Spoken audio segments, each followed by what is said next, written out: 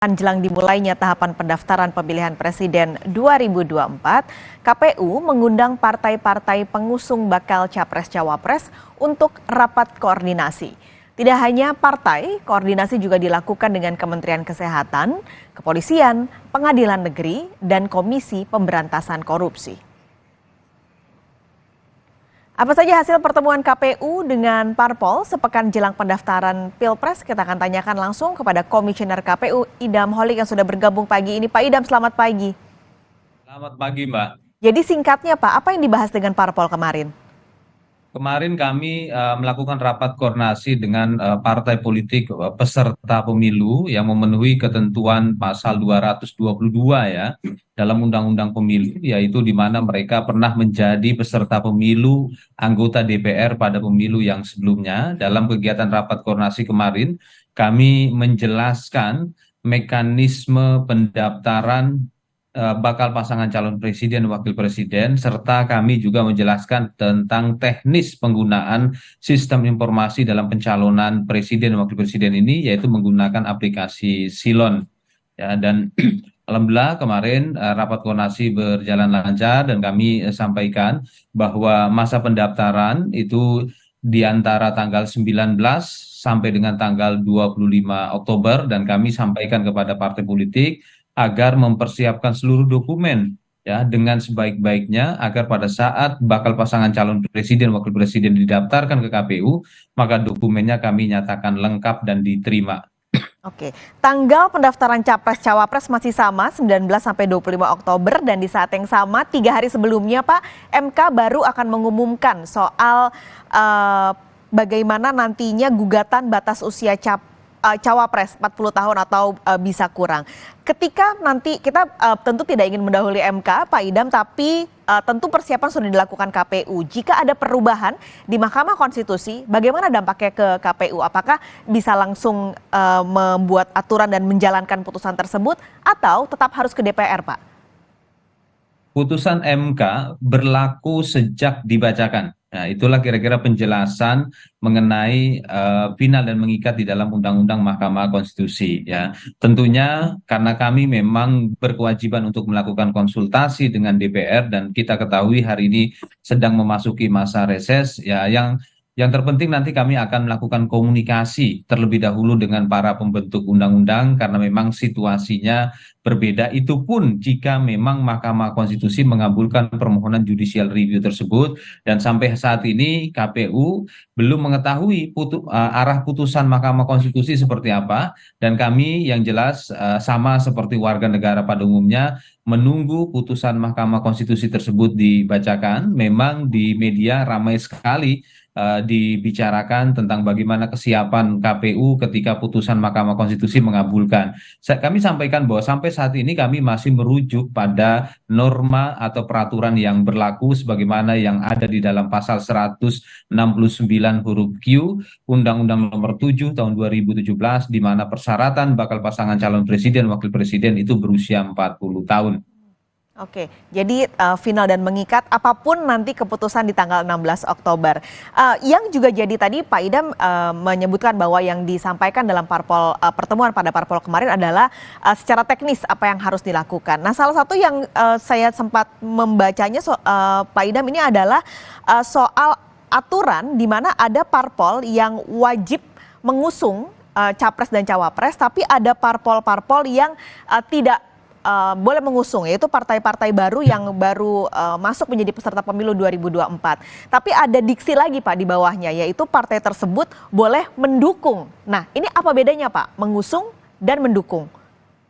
Ya, berkaitan dengan diksi pengusung dan mendukung, ya, pengusung itu yang mendaftarkan.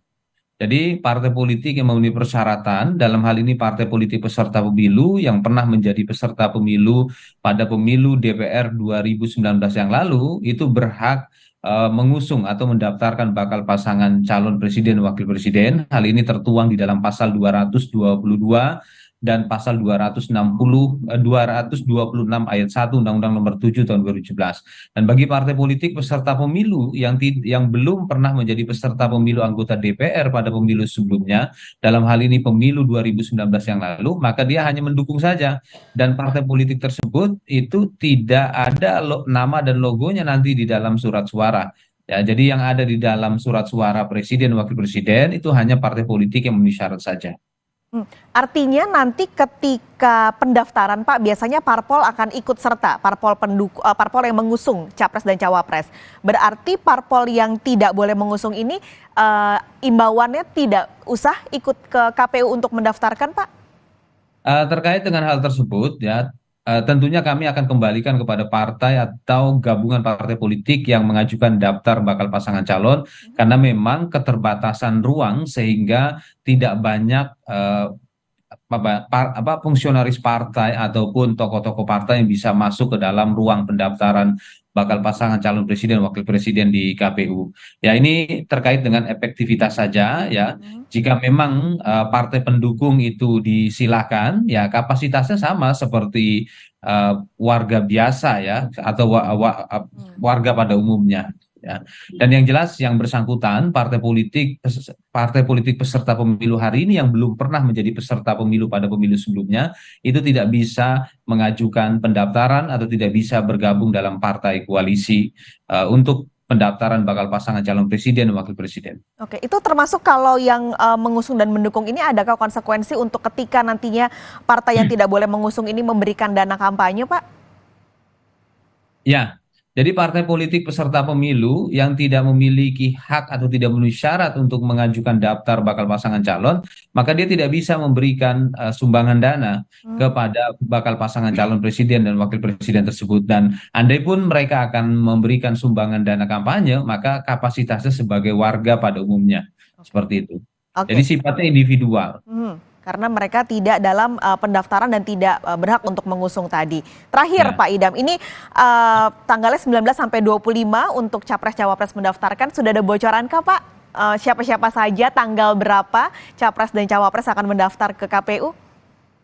Sampai saat ini KPU secara formal belum mendapatkan surat pemberitahuan dari partai atau gabungan partai politik.